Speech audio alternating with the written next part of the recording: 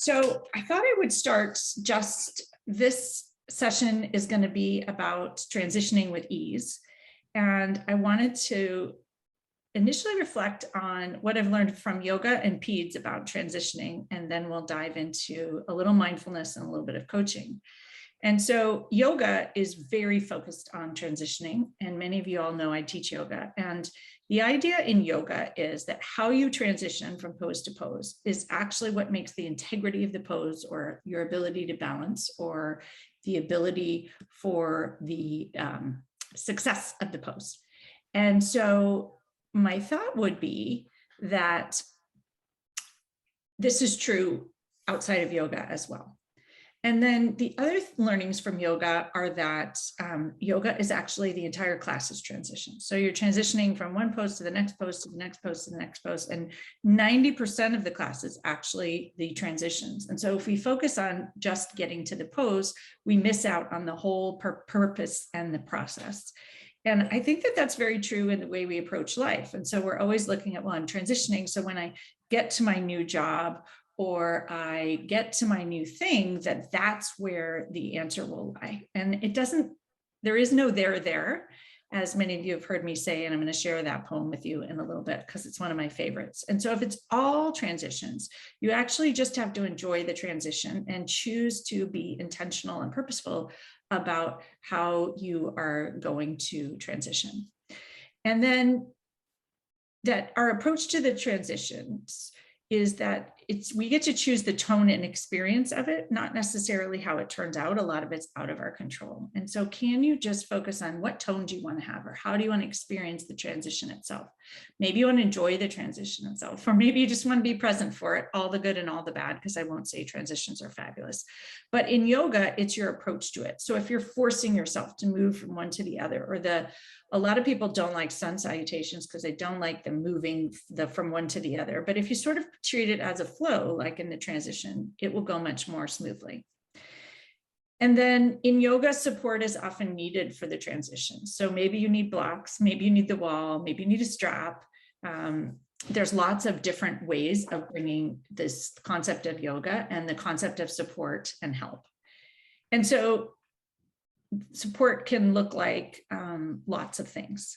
So from the peds perspective, we talk about transitions in pediatrics all the time. All those kids who really struggle with transitions and can't do it. And moving from one thing to the other thing is very triggering. And this is true for many of us, and everyone here, it looks like, is doctors, or most people are doctors, but even any human doesn't like moving from one thing to the other. It feels very unsteady.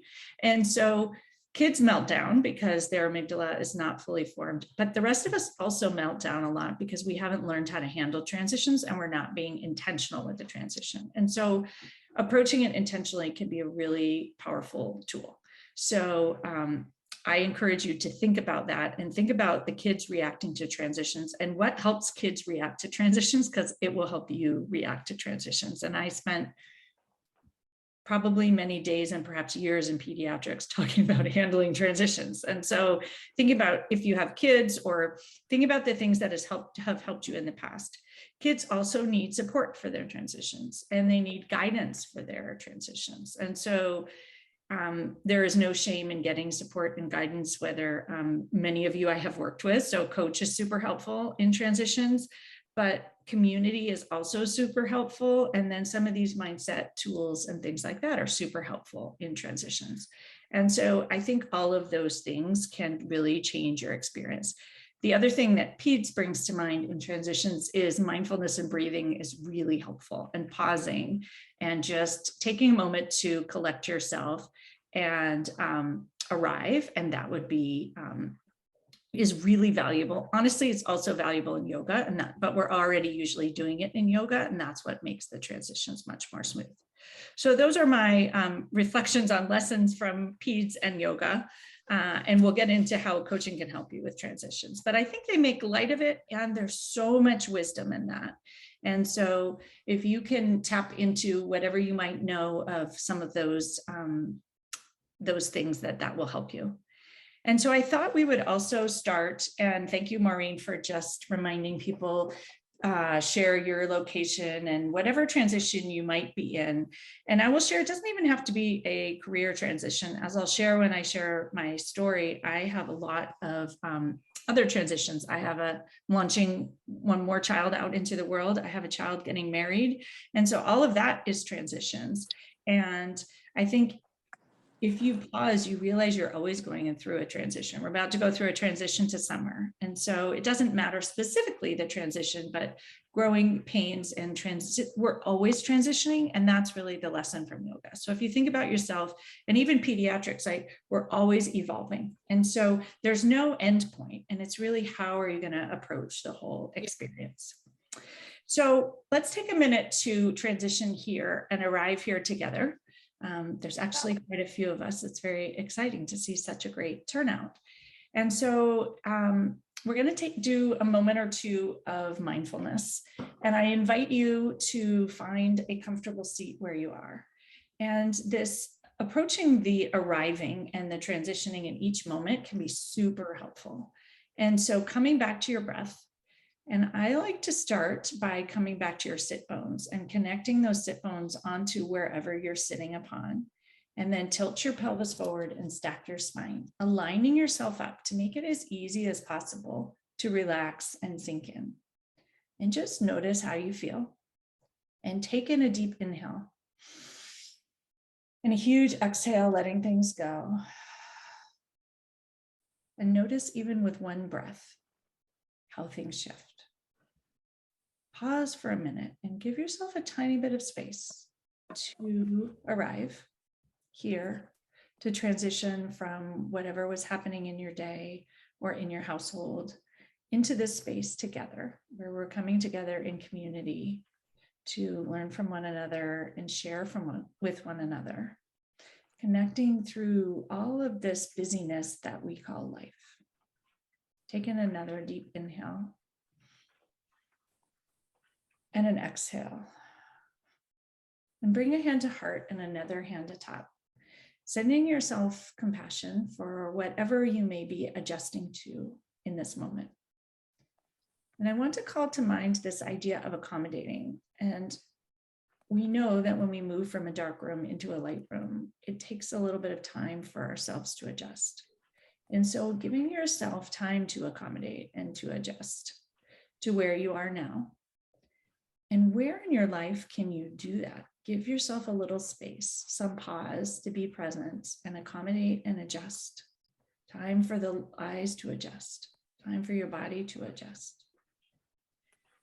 Pressing the heel of the hand into that heart space, releasing some oxytocin to help you relax and bring in the feel-good, malleable, kind hormones.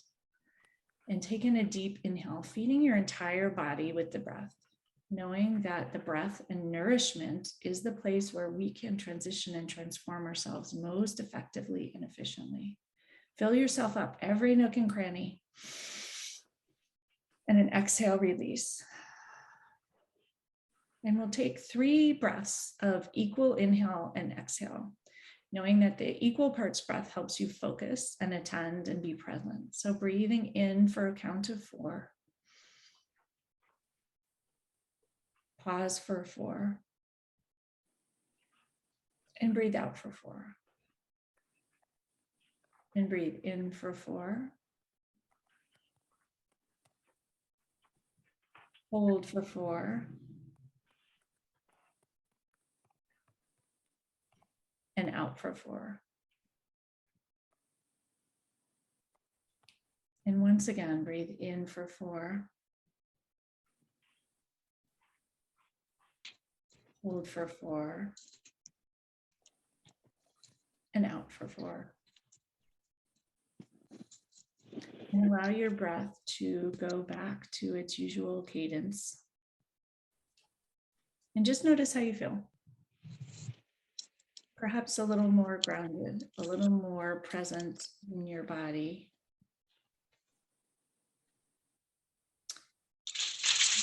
One more deep breath.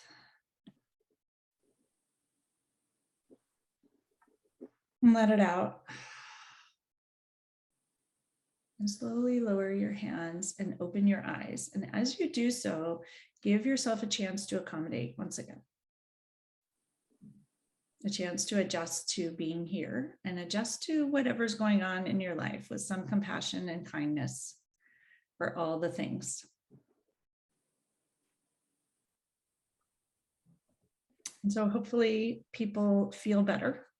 And I have to say, one of the reasons I like to do that is it helps me arrive and all of us arrive, and giving an intentional pause to this moment and sort of honoring our time here together.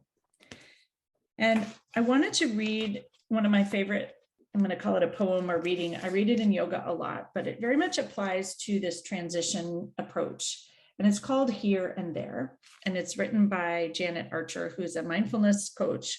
She writes a lot about dementia. And so MJ, you should get her book for sure. And this is it's called An Invitation to Pause Again. And she has a mom who has dementia. And so she talks a lot about living life with someone with dementia. It's really beautiful. So this one's called Here and There. If you take the T away from the word there, you get the word here. Here and there are really very similar to the I, and yet they are so extremely far apart in reality. As a culture, we are taught to strive for there. When I get there, all my problems will be solved and life will be so much better. But every time we get there, it is like the proverbial carrot dangling in front of us.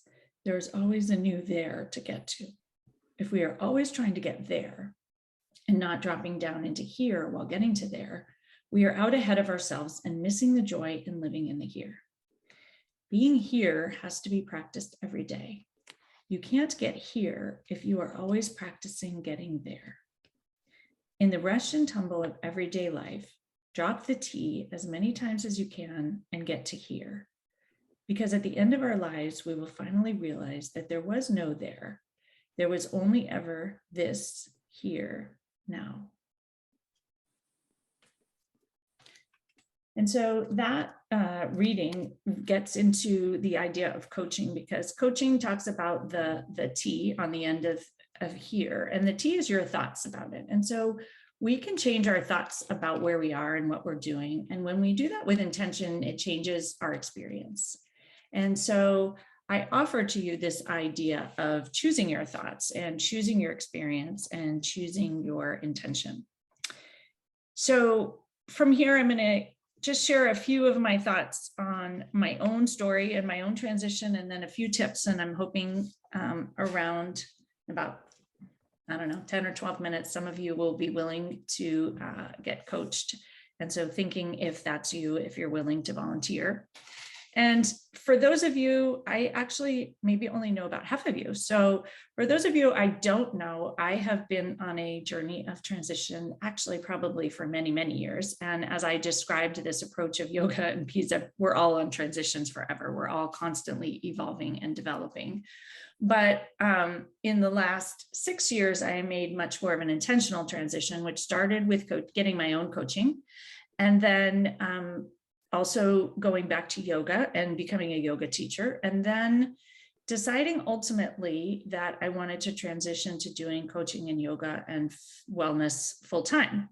And this was not a rash decision, in that I had worked in physician wellness for almost 20 years.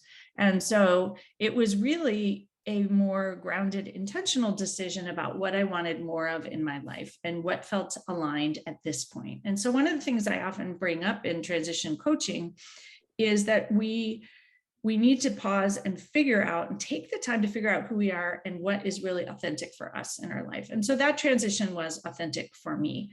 Now, what I didn't know is I left my clinical pediatric job right before COVID, not knowing that COVID was going to happen. So I transitioned from this very stable job that I'd had the same job for 17 and a half years, although I had lots of different roles. And I had also done my residency there. So I'd really been in the same place for 22 years. And all of a sudden, COVID came. And so whatever transition plan I had was not even a possible transition plan. And so I learned a lot going through that transition. And I brought used a lot of my own coaching tools and used a lot of my yoga and mindfulness. And a lot of things that we talk about in the Mindful Healthcare Collective and in coaching, a lot of compassion for myself. And so along the way of building my business of pause and presence and figuring out how to do coaching and yoga and retreats and all the things that I do, it took a lot of intention, and it took a lot of very clear decision-making about what I wanted more of and less of, and what was authentic to me, and a lot of tuning out a lot of external noise and choosing what I really needed. And I think many of us, when we're doing transitions, we look outside ourselves for answers. And that's something we're actually taught to do in medicine a lot. Follow the rules, or this person knows the answer, take this class, do the, all the courses for all of the tests. And so we tend to always look to someone else to give us the answers. And what I would suggest is that when we look within, that's where the answers are. But most of us are too busy and there's too much noise to pause and do that.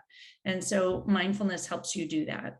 And we'll talk a bit about setting intention. And so really stepping out of this drive for external validation and coming into figuring out who you are and what you want. And I think that those of you who have coached with me, like, that makes a lot of sense. And I'm hoping for those of you who haven't, you will learn how to do that. The other thing I think that makes it challenging is that most of us in the healing professions don't think that we need help. And so we should do it ourselves, and we should grit our way through it and push hard and work harder, and that might be the answer. And so what I would say, coming from a place of kindness and compassion, is get help, get support, but find the help that actually is helpful. So it's not external validation or doing the thing where someone promises you the answer, but figuring out what's the help you need. And sometimes that takes trial and error, but giving yourself the gift of finding help that feels right. And so for me, it was, my initial coaching experience, I found yoga helpful, and I have worked along the way with different people and figuring out what worked for me. Was it big group, small group, one-on-one? And everything is different. And for me, it was also this blend of mindfulness and this blend of coaching, and it couldn't be just one thing. And it's a lot of accommodating and adjusting. If you think about like getting into a difficult yoga pose, you have to relax in and change your mind and do things along the way. And that is absolutely what ultimately helps us in the end. And so having been through this transition, and I'll say honestly, always transitioning is how I see it. I see life as like a big transition. And as a mom of 3, and now I have one getting married and one graduating from college and moving across the country, it's like a constant transition and a constant adaptation. And that really, if we have these tools of being mindful and choosing with intention how we're going to show up and how we want to move forward. So choosing to respond rather than react to every little micro thing that pops up, that's where our strength comes, and that's where our power and control in the experience lies. And so that has really helped me kind of make it to this place now where I feel pretty calm and trusting. It's not perfect, and every day it's not perfect, and no transition will be. And but that you can get to that place with practice. And I often talk about Shauna Shapiro's book, Good Morning, I Love You, which is one of my favorite books. And she talks about what you practice grows. And so if you practice transitioning, you're just going to keep transitioning. You're going to get better and better and better at it. And whatever the next transition is, might even seem fun. And so I do think there's tremendous value in setting an intention for a transition. And that's what I really wanted to offer tonight is not a goal of I'm going to start X thing, or I'm going to make X money, or I'm going to retire on X date, or I'm going to start this new thing, but how you want to feel in life and how you want to feel along the way. And the invitation from Janet Archer's writing is that it's all the transition. And so how do you want to feel and how do you want to show up for it? And Maureen is in the middle of my screen. So like, how does she want to feel at her new job? Because I happen to know she's starting a new job. Or someone who's like getting to the end of their practice. Well, a lot of people are focused on like, well, what am I going to do at retirement? And my thought would be, what are you going to do for the next 5 years? And how are you going to enjoy it? And how are you going to experience it? And every little day is a transition to the next thing. And so can you just enjoy where you are? It's a long game and it's a long journey. And everything we do is planting the seeds for what's to come next. So we don't need urgency. We don't need certainty. We're just laying down this foundation seed by seed, cultivating your garden and things such as that.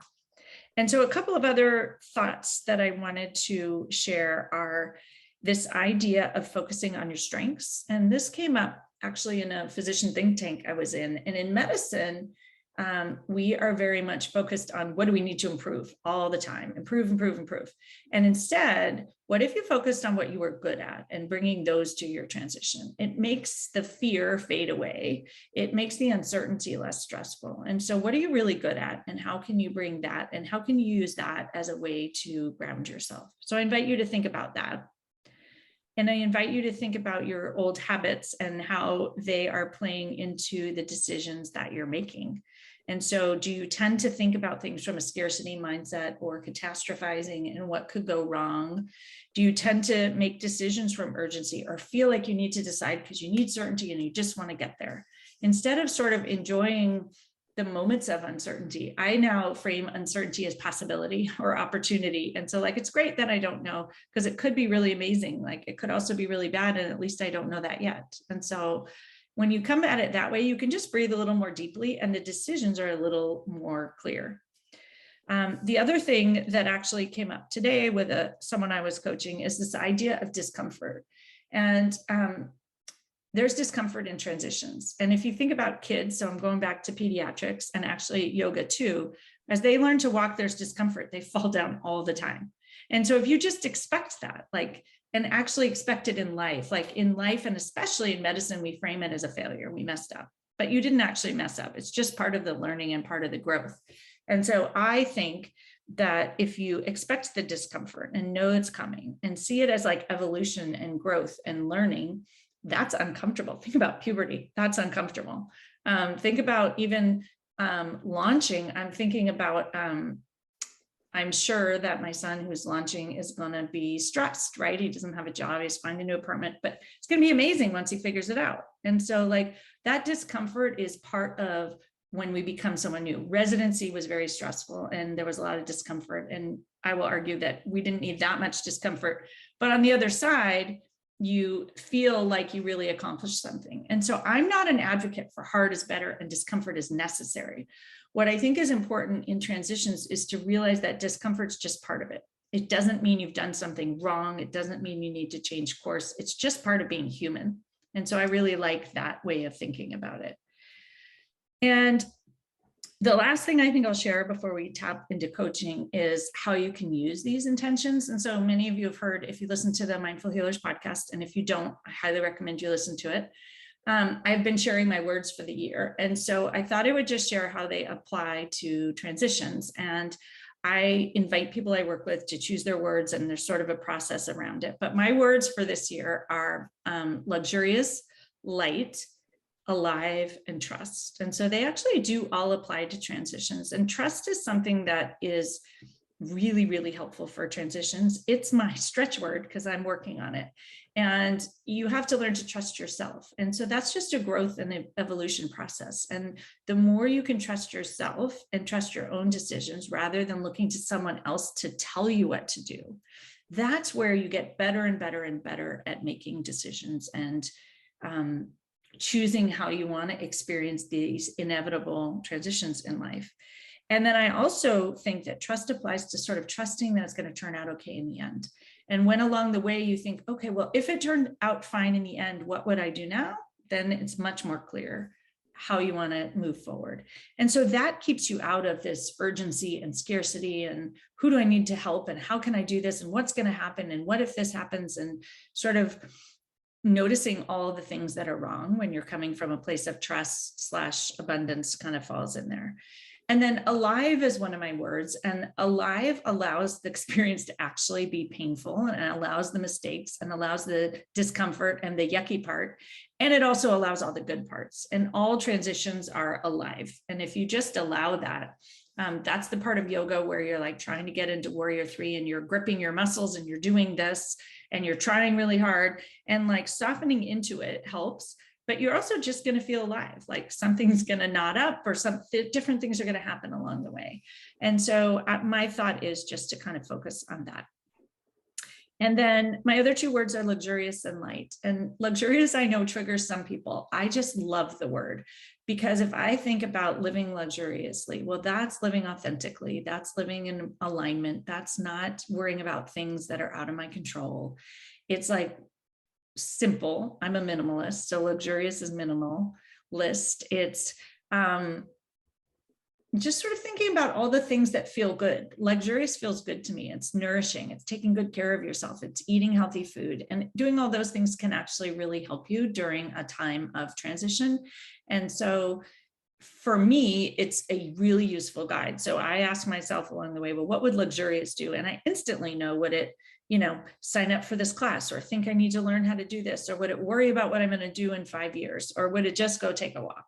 And then sometimes the walk is the answer, or would it take a few breaths? And so you get to choose. That's my thought on that. And then light for me is not taking it all too seriously. And I think that we tend to, especially in transitions, take every message and everything that comes up really seriously and heavily, and what it might mean. And if I don't make this decision, there's no light in catastrophizing. And so you can immediately throw that out. And so if you were light or buoyant, light reminds me of floating. That's a way that I really like to approach challenges. And so that can be a way to approach something that's uncertain. If you handle it lightly, the uncertainty is not so fear invoking would be the word that comes to mind. And so those are sort of how I apply some of these concepts. There's so many other concepts that can tap into transitioning with ease.